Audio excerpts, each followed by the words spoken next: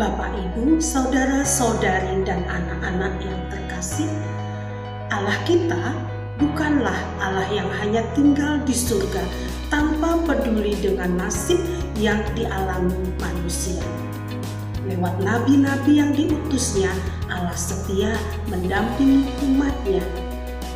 Memang ada banyak nabi, ada nabi sejati dan ada nabi palsu.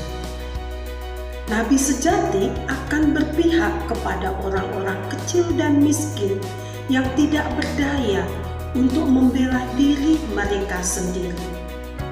Keberpihakan ini tidak memberikan keuntungan sosial maupun finansial. Keberpihakan ini malah membuat nabi menderita.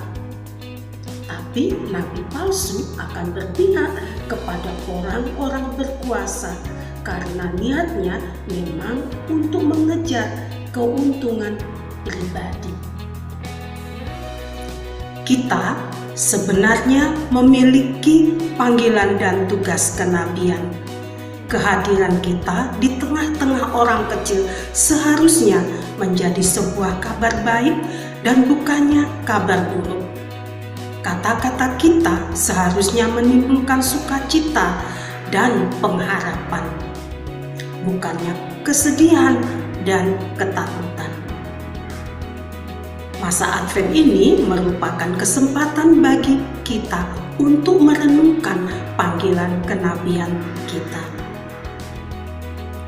Marilah kita mempersiapkan diri untuk memulai pendalaman iman kita dengan lagu pembukaan dari buku Madah Bakti nomor 456. 456.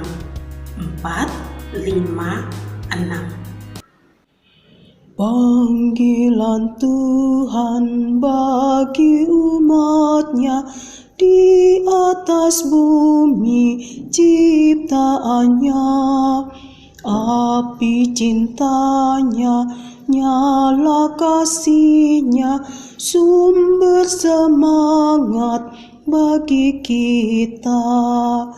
Wartakan semangat cintanya bagi orang yang dambakan kasihnya.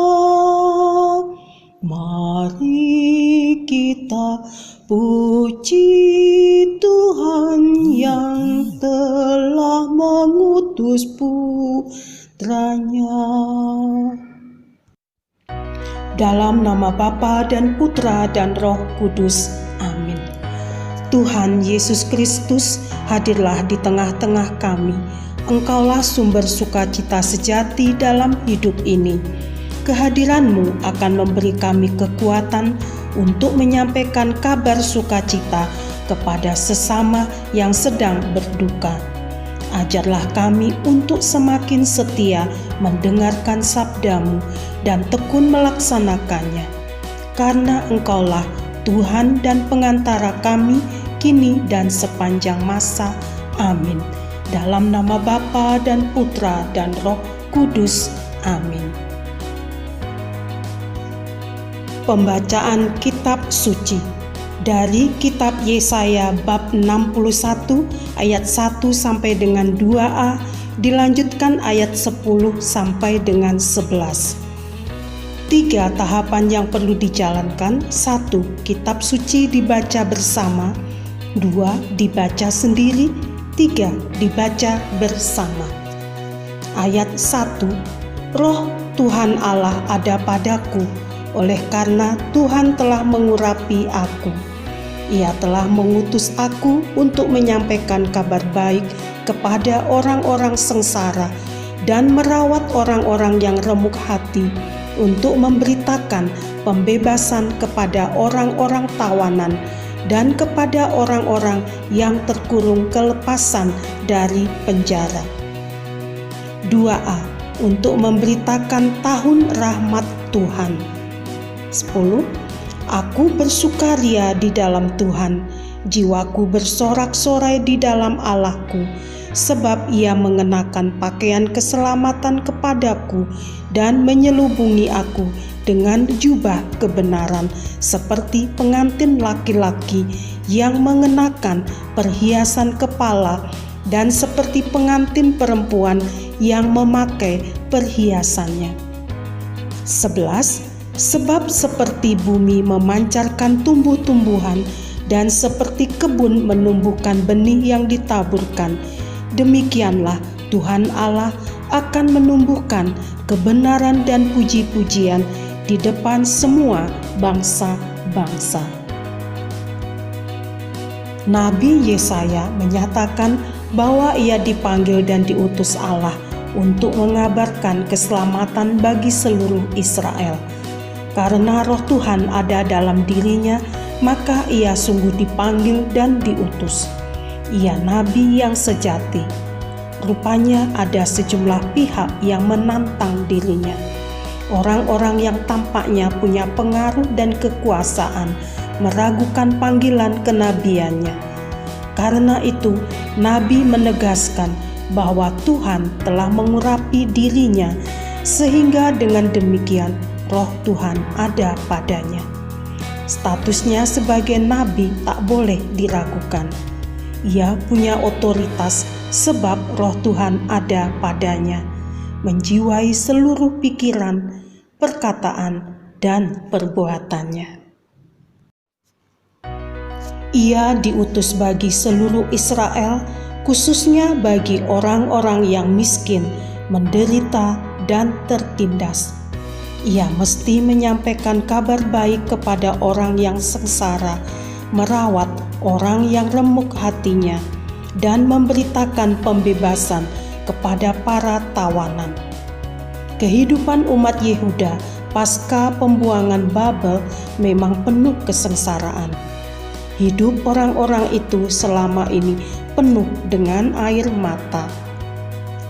Tugasnya sebagai nabi adalah memberi mereka kabar gembira bahwa semua penderitaan mereka kini telah berakhir.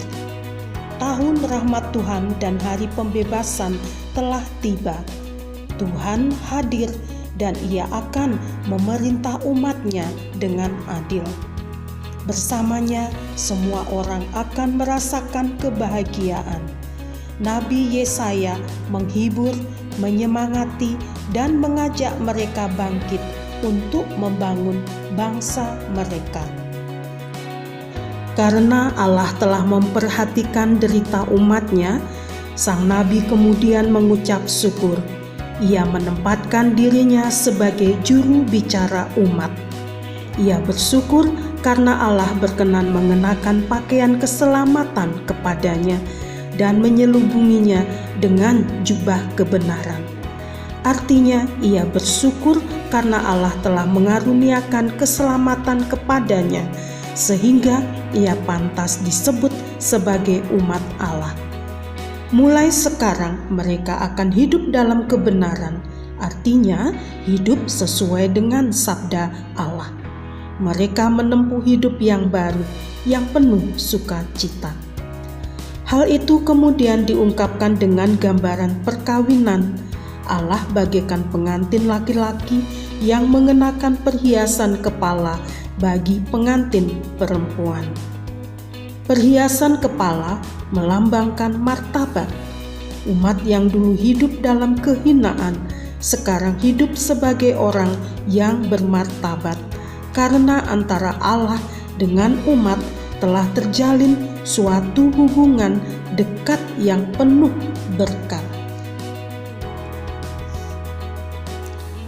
Di hati umatnya, Allah akan menumbuhkan kebenaran seperti bumi menumbuhkan macam-macam pepohonan. Umatnya akan hidup dalam damai sejahtera sehingga segala bangsa akan melihat bahwa Allah senantiasa memenuhi janjinya. Karena Allah senantiasa setia dan menepati janji, umat pun diharapkan setia dan menepati janjinya. Karena mereka mendapat tempat istimewa di hati Allah, mereka pun harus memberikan tempat yang istimewa bagi Allah di dalam hati mereka. Sebagaimana Nabi Yesaya, kita pun dipanggil dan diutus untuk mewartakan kabar gembira bagi orang yang sengsara dan tertindas. Mereka tidak sendirian. Allah telah mengoyakkan langit dan turun dari surga dalam diri putranya untuk tinggal bersama dengan mereka. Allah adalah Bapa yang memperdulikan nasib anak-anaknya. Ia tidak akan tinggal diam menyaksikan mereka ditindas dan dihimpit duka derita. Kita tidak dapat berkata bahwa kita dekat dengan Tuhan, padahal kita tidak peduli dengan orang miskin yang menderita.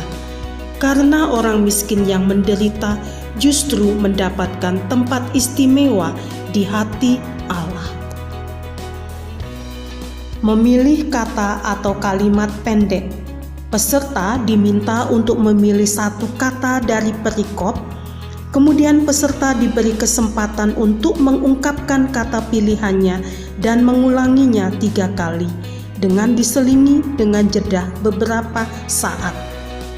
Dilakukan secara bergantian hingga semua orang berkesempatan untuk mengungkapkan kata pilihannya tanpa paksaan. Marilah kita hening sejenak untuk merenungkan hubungan antara kata yang kita pilih dengan kehidupan pribadi kita masing-masing. Saat ini kita diharapkan untuk membagikan hasil renungan pribadi secara bergantian. Dalam sharing ini, kita harus menggunakan kata ganti saya dan tidak menggunakan kata ganti kita. Sharing ini bukanlah diskusi ataupun khotbah. Membangun niat dan rencana. Sekarang marilah kita membuat niat dan rencana konkret yang bisa kita lakukan secara pribadi ataupun bersama-sama untuk mengisi masa Advent ini dengan sebaik-baiknya. Misalnya, mengunjungi orang-orang sakit, mengunjungi lansia, terutama yang tidak diperhatikan keluarganya, berbagi pada sesama atau tetangga yang berkekurangan, melakukan bakti sosial bagi warga rayon atau stasi yang miskin. Doa umat. Marilah kita menyampaikan doa permohonan kita kepada Allah Bapa kita yang melalui Yesus telah semakin dekat dengan kita.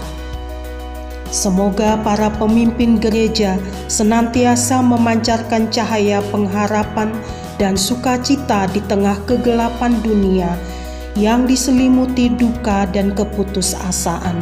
Kami mohon, kabulkanlah doa kami ya Tuhan. Semoga para pemimpin bangsa kita memberikan perhatian kepada warga bangsa yang hidup dalam kemiskinan dan penderitaan. Kami mohon, kabulkanlah doa kami ya Tuhan. Semoga orang-orang yang menderita dikaruniai kekuatan dan ketabahan, serta memperoleh uluran tangan dari orang-orang yang baik hati. Kami mohon, kabulkanlah doa kami ya Tuhan.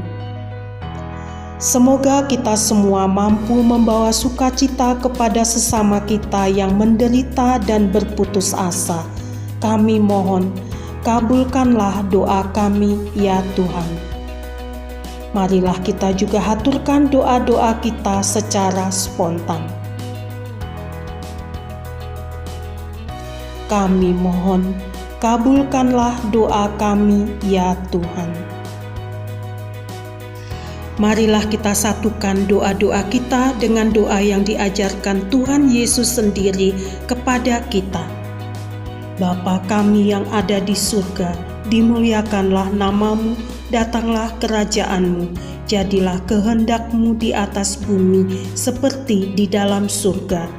Berilah kami rejeki pada hari ini, dan ampunilah kesalahan kami, seperti kami pun mengampuni yang bersalah kepada kami, dan janganlah masukkan kami ke dalam pencobaan, tetapi bebaskanlah kami dari yang jahat. Amin. Namun saudara-saudari dan anak-anak yang terkasih, marilah kita akhiri pertemuan ini dengan doa. Dalam nama Bapa dan Putra dan Roh Kudus. Amin. Ya Allah Bapa yang Maha Kuasa dan kekal, syukur kepadamu atas segala kebaikan dan anugerah-Mu, terutama atas pertemuan ini. Engkau telah menumbuhkan kerinduan dalam hati kami untuk mewartakan kabar baik kepada sesama kami yang menderita. Semoga melalui perkataan dan perbuatan kami, terang keselamatan dan kehangatan kasih-Mu dapat menerangi serta menghangatkan sesama kami. Karena Kristus Tuhan kami. Amin. Dalam nama Bapa dan Putra dan Roh Kudus. Amin. Lagu penutup dari buku Madah Bakti nomor 465.